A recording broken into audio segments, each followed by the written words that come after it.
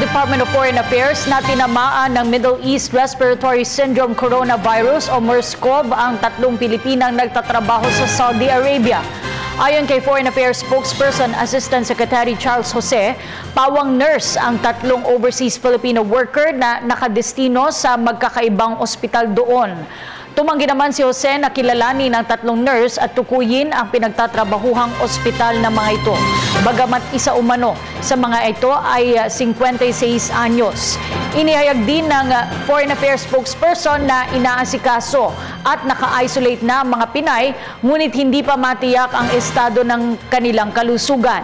Maaari rin anyang maagapan ang sakit ng 3 dahil maagang nabatid ang mga sintomas ng MERS-CoV na ipinakita nila. Umapila naman ang DFA sa mga OFW sa Middle East na voluntaryong magpatingin muna sa mga doktor upang magpagamot sakaling tinamaan ng MERS-CoV bago sila umuwi ng ating bansa. Magugunitang nitong Pebrero lang ay nagpositibo rin sa sakit ang isang Pinay nurse na bumalik sa bansa mula sa Saudi Arabia bago gumaling.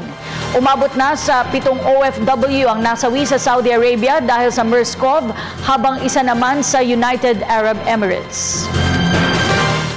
Kasi mga healthcare, sila, no? Puro nurses, they work in hospitals and they came into contact with MERS-CoV patients.